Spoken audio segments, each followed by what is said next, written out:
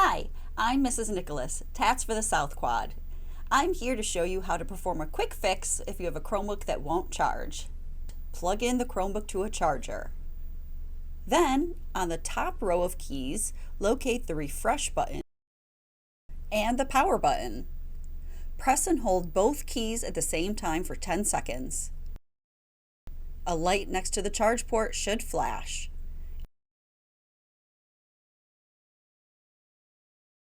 If that doesn't work, put in a ticket and one of us will come to help. Thanks for watching.